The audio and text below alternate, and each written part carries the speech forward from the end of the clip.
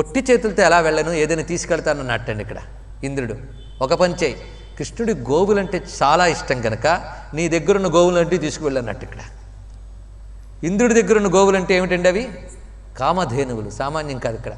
ఆ కామధేనువులు నుంచినటువంటి శాలకు వెళ్ళేట్టయిన వెళ్ళి ఆ కామధేనువుల్ని విప్పిస్తూ ఉంటే ఆ విప్పకుండానే అవి ఎంత వేగం బయటకు వస్తామా అని పరవశిస్తున్నాయట. ఎందుకంటే కృష్ణుడి దగ్గరికి వెళ్ళాలని ఇక్కడ చూడండి. ఇక్కడ అంటే వాటికి స్వర్గం కంటే కృష్ణుడి దగ్గరికి వెళ్ళడమే పరమానందం అక్కడ. ఎందుకంటే ఈ ఇంద్రుడు కంటే ఆయన ఉపేంద్రుడు. ఉపేంద్రుడు అంటే మనకి ఇక్కడ వైస్ ప్రెసిడెంట్ లాగా ఉపా ఇంద్ర కాదు. ఇక్కడ ఉప అంటే ఉపరి ఇంద్ర, ఇంద్రుడికి పైవాడు ఆయన. అది ఉపేంద్రుడు అంటే ఇది అర్థం. ఉపరి ఇంద్ర ఉపేంద్ర, ఇంద్రుడికి పైవాడు. మరి ఇంద్రుడు కాదు ఉపేంద్రుడు. ఆయన వద్దకు పరిగెత్తి ఇవి సిద్ధపడిపోయేట. మొత్తం మీద ఆ గోవులన్నీ పరిగెడుతుంటే వాటి వెనకాల ఇంద్రుడు శచీదేవితో సహా పరిగెత్తుకొచ్చాడు. ఆయన వెనకాల దేవతలందరూ కూడా వచ్చారు. ఆ వచ్చేటప్పుడు ఒక్కసారి స్వామి పాదాల మీద పడ్డాడండి ఇంద్రుడు. క్షమించవయ్యా మహానుభావ, నా వంటి వెర్రివారిని శ్రీవల్లభ నీవు శాస్తి చేసితివేని కావరము మాని పెద్దల త్రోవల జరుగుదురు బుద్ధి తోడుత ఈశా. నాలాంటి వెర్రి వాళ్ళకి నువ్వు శాస్తి చేస్తే గర్వంతో ఉన్న వాళ్ళందరికీ బుద్ధి వస్తుందిలే అన్నట్టండి. చక్కటి మాట చెప్పాడు, నన్ను క్షమించవయ్యా అని.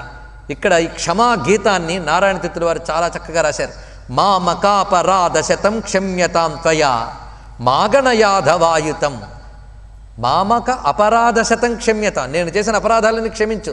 నా తప్పులు వేల కొలదున్నాయి కానీ లెక్క పెట్టకయ్యా స్వామి. శ్యామవర్ణ శమాన్విత శాశ్వతానంద సందోహ మామకాపరాధ శతం క్షమ్యతాం త్వయా క్షంతుం ప్రబోధార్హసి మూఢచేతసో మైవం పునర్భూన్ మతిరోచమే సతి. క్షంతుం ప్రభో, నన్ను క్షమించవయ్యా అని వేడుకున్నాడు. అప్పుడు పరమాత్మ దయామయుడై అతన్ని క్షమించాడు. ఆ సమయంలో ఇంద్రుడు నీకు పట్టాభిషేకం చేస్తానయ్యా, నాకు అవకాశం ఇవ్వంటున్నాడు. ఇది ముఖ్యమైన ఘట్టం ఇక్కడ. ఇప్పుడు కృష్ణ పరమాత్మకు పట్టాభిషేకం ఇంద్రుడు స్వయంగా చేస్తున్నాడు. ఈ పట్టాభిషేకం పేరు గోవింద పట్టాభిషేకం. గోవింద పట్టాభిషేకం ఇది చాలా ముఖ్యమైన ఘట్టం. మనందరం కూడా ఆ దివ్యమైన బృందావనంలో ప్రవేశించి ఈ గోవింద పట్టాభిషేకాన్ని చూస్తున్నట్లుగా భావన చేయండి. ఈ గోవింద పట్టాభిషేకానికి ఒక ఫలితం కూడా చెప్తున్నాడు ఇక్కడ. గోవులన్నిటికీ స్వామిని ప్రభువుగా చేసి పట్టాభిషేకం చేస్తున్నాడండి. గోవులు గో సంబంధీకులు అంటే గో గోప గోపి పతిత్వం అన్నమాట. ఇక్కడ గో గోప గోపి ఈ మూడింటికి కూడా పతిని చేస్తున్నాడు ఇక్కడ. ఇందులో అంతరార్థాన్ని కూడా మనం పరిశీలించాలి, తర్వాత చెప్తాను. ఈ ముగ్గురికి కూడా పతిత్వం స్వామికి ఇస్తున్నాడు. ఎవరు? ఇంద్రుడు. ఏ గోవులు? చిట్ట చివరికి తన దగ్గరున్న కామధేను సంతతులు కూడా ఇక్కడ తెచ్చేశాడు. వాళ్ళందరినీ కూర్చోబెట్టి కృష్ణ పరమాత్మకి ఇక్కడ పట్టాభిషేకం చేస్తున్నాడు. ఆ గోవులు అంటున్నాయటండి ఇక్కడ నమస్కారం చేస్తూ. గోవులన్నీ ఏవి? కామధేనువులు. విశ్వేశ విశ్వభావన విశ్వాకృతి యోగి వంద్య విను నీ చేతన్ శాశ్వతులమైతిమిప్పుడు శాశ్వతముగ కంటిమధిక సౌఖ్యంభు హరి. ఇప్పుడు మేము ధన్యులం, ఎందుకంటే నువ్వు గోవిందుడివి అంటే గోవులకు పాలకుడివి, మేము గోవులం అంటే మాకు పాలకుడివి. ఎంత చక్కటి మాట. అయితే మేము ఒట్టి కామధేనువులం, నువ్వు భక్త కామధేనువయ్యా అంటున్నారు ఇక్కడిక్కడ. ఈ మాటను అన్నమయ్య చెప్తాడు. కామధేనువులు పితుకగల కోరికలివెల్ల కామధేనువుల పెక్కు కాచే కృష్ణుడవట అన్నారు ఇక్కడ. ఇందులో అంతరార్థం ఏంటంటే కామధేనువులు ఎవరేం కోరుకుంటే వారికి ఇస్తాయట. ఎవరికి? ఎవరు పుణ్యాలు చేసి స్వర్గానికి వెళతారో వాళ్ళకి. కానీ కృష్ణ పరమాత్మ ఎలాంటి కామధేనువు అంటే భక్తితో నువ్వు ఎక్కడ తలుచుకున్నా వాడు కోరికలన్నీ తీర్చగలిగే కామధేనువు. పైగా సృష్టిలో ఏ కోరికనైనా కామధేనువు తీరుస్తుంది, కానీ మోక్షాన్ని ఇచ్చే శక్తి కామధేనువుకు లేదు. కానీ భక్త కామధేనువుకు ఉంది. కనుక భక్త కామధేనువు, ఆ భక్త కామధేనువుని కామధేనువులు శరణు వేడి స్తోత్రిస్తూ ఉండగా స్వామివారికి పట్టాభిషేకం చేస్తున్నారు. ఎలాగో అంటే దివ్యమైన కల్పవృక్షపు నీడలో. కల్పవృక్షపు నీడలో ఏమిటండి? బృందావనంలో కల్పవృక్షాలు ఉన్నాయా అని ప్రశ్న రావచ్చు. దేవదేవుడైన కృష్ణుడు దిగి వస్తే కల్పవృక్షాలు కామధేనువులు అన్నీ దిగొస్తాయి. అంతేకాదు బృందావనంలో సందడి ఎలా ఉంటుందో లీలాసుకులు చాలా చక్కగా చెప్పారు. ఎలాగంటే బోలుడన్ని ఆవులు ఎద్దులు ఉన్నాయట. ఆ ఎద్దులో ఒక ఎద్దులా కలిసిపోయిందిట శివుడి వాహనమైన వృషభం. అదేవిధంగా కృష్ణుని వేణుగానం వింటూ నెమళ్ళు పురివిప్పాడుతున్నాయట. ఆ నెమల్లో నెమల్లా కలిసిపోయిందిట కుమారస్వామి వాహనమైనటువంటి మయూరం. తర్వాత ఆనందంతో అడవిలో ఉన్నటువంటి ఏనుగులవన్నీ ఘీంకారాలు చేస్తూ ఉంటే వాటితో పాటు 4 దంతాల కల ఒక తెల్ల ఏనుగు కూడా కలిసిపోయి వాటితో పాటు ఆనందంగా ఘీంకారం చేస్తుందట.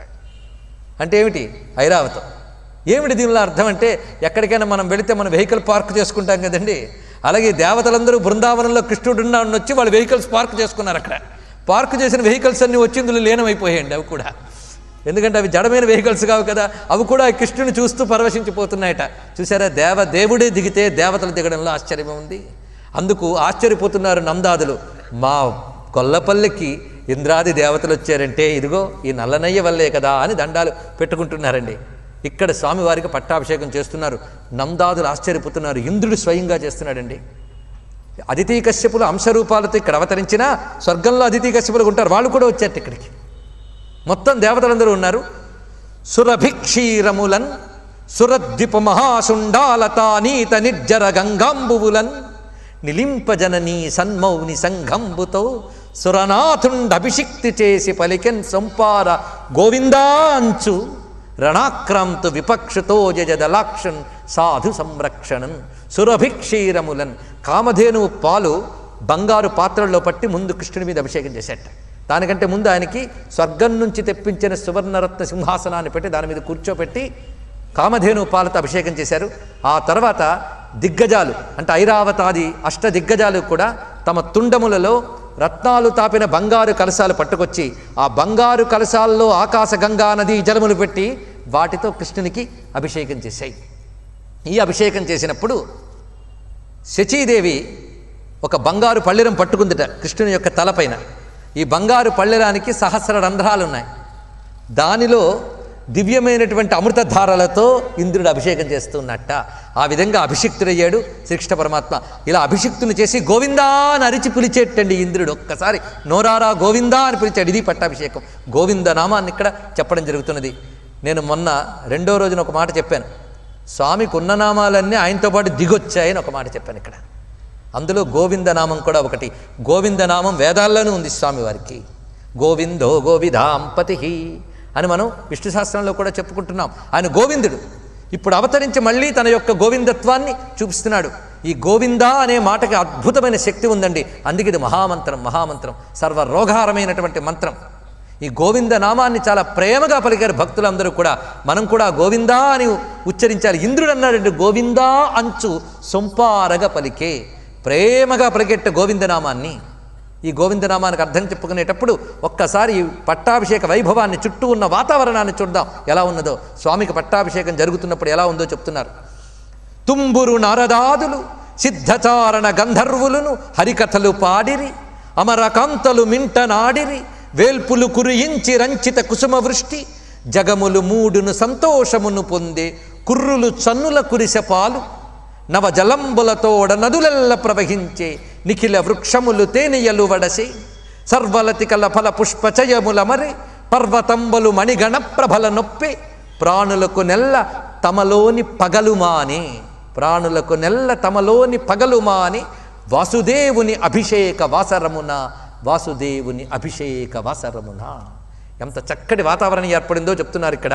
తుంబురు నారదాదులు గానము చేస్తూ ఉన్నారు, అమరకాంతలు నృత్యం చేస్తూ ఉన్నారు, దేవతలు దేవకాంతలు కుసుమ వృష్టిని కృష్ణునిపై కురిపిస్తూ ఉన్నారు.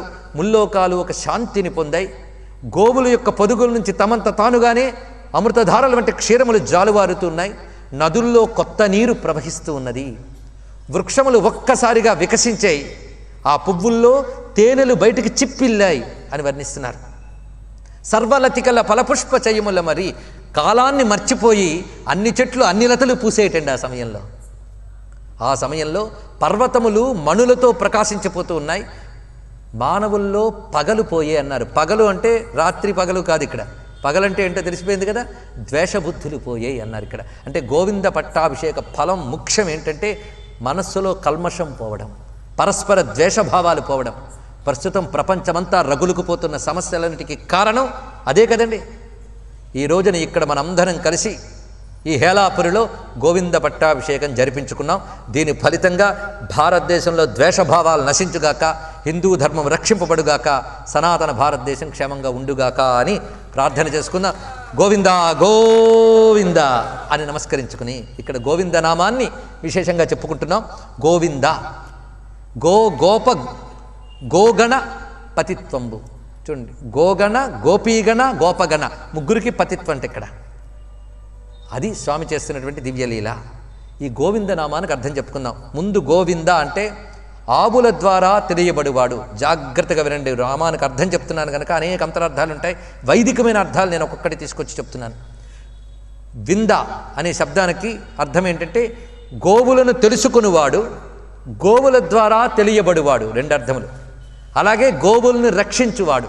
గవాం విందతి ఇది గోవింద, గోవులను రక్షించువాడు, గోవుల ద్వారా తెలియబడివాడు, గోవులను తెలుసుకునివాడు. మూడు అర్థములు ఇక్కడ చెప్తున్నారు. ఇక్కడ ఈ మూడు అర్థములు జాగ్రత్తగా చూడండి. ఇప్పుడు గోవులు అంటే ఏమిటో ఆలోచిద్దాం. ఈ ఒక్క మాట మీరు బాగా అర్థం చేసుకుంటే, గోవింద నామాన్ని నిరంతరం స్మరిస్తూ ఈ అర్థభావన చేస్తే ముక్తికి అదే పెద్ద త్రోవ. వేదంలో గోశబ్దం దేనికి వాడబడిందో చూడండి. గోవులు అంటే కిరణములు, సూర్య కిరణాలకి గోవులు అని పేరు, గోభిహి రశ్మిభి అని. అలాగే గోవులు అంటే వేదమంత్రములు, వేదమంత్రములకి గోవులు అని పేరు.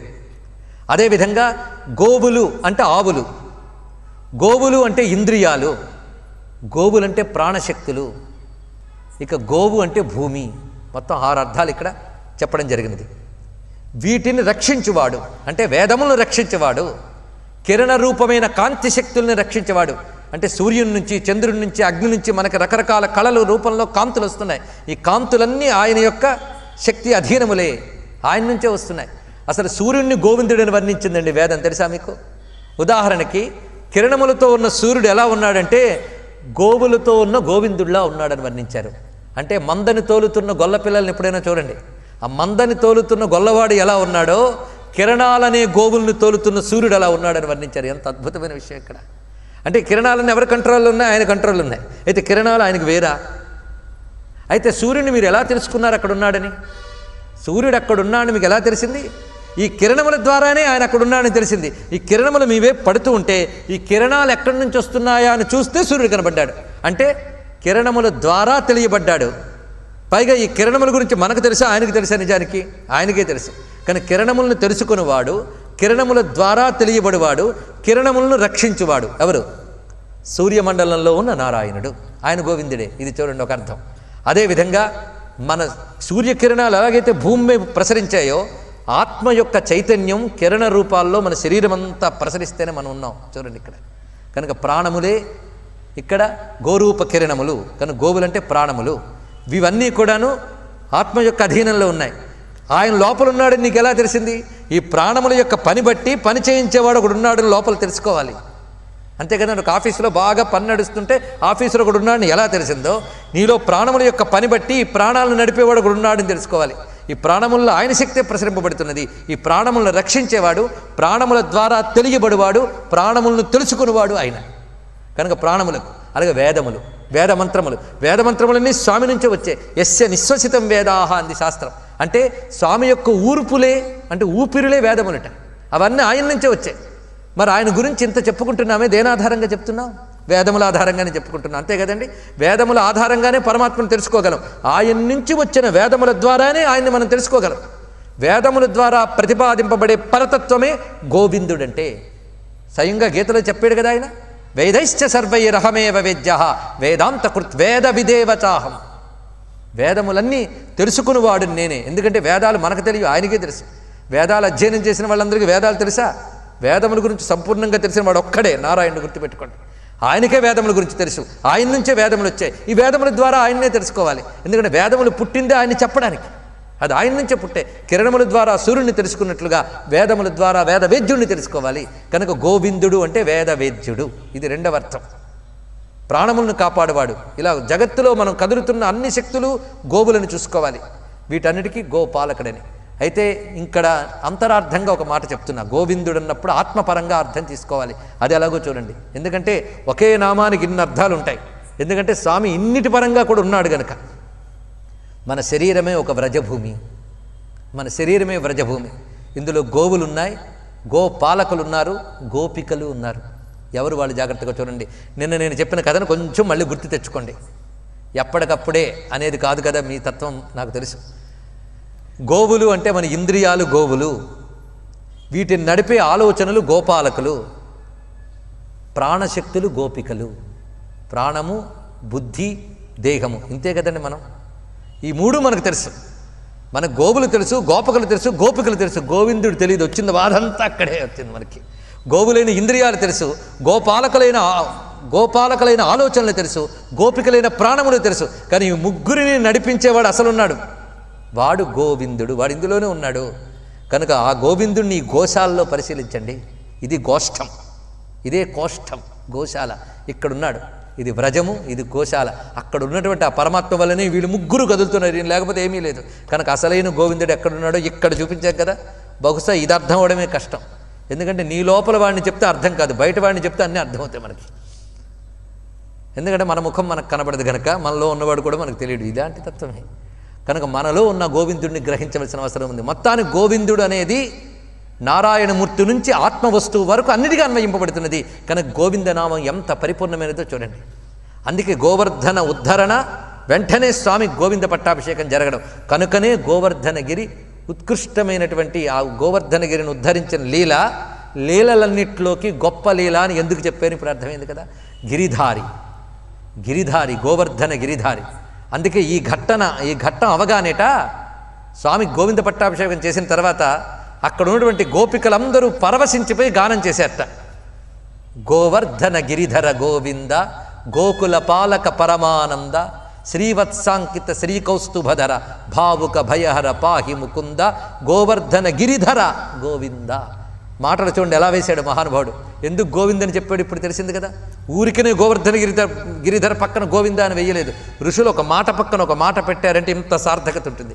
గోవర్ధనగిరిని ఉద్ధరించిన తర్వాతే గోవింద పట్టాభిషేకం జరిగింది గనక గోవర్ధన గిరిధర గోవింద గోకుల పాలక పరమానంద అన్నారు. ఇక్కడ ఆ కీర్తనకు ముందు నారాయణ తీర్థులు అందమైన ఒక శ్లోకాన్ని చెప్తున్నారండి. ఛత్రీకృత గిరిరాజే రక్షిత గోపాల గోధన సమాజే గోవిందే తమనంతం భక్త్యా గోప్యా జగుం పరంతుష్టా. ఛత్రీకృత గిరిరాజైన గోవర్ధనుని గొడుగుగా చేసిన స్వామి కొండ గొడుగుగా గోవులగాచిన కొండొక శిశువుకు గొబ్బిళ్ళో అన్నాడు కదండి అన్నమయ్య. కొండ గొడుగుగా గోవులగాచిన ఛత్రీకృత గిరిరాజే రక్షిత గోపాల గోధన సమాజే గోవిందే తమనంతం. ఇక్కడ గోవింద శబ్దం పక్కన అనంతం పెట్టాడు చూడండి. అచ్యుత అనంత గోవింద ఈ మూడు మోక్షకారకమైన మహామంత్రాలు.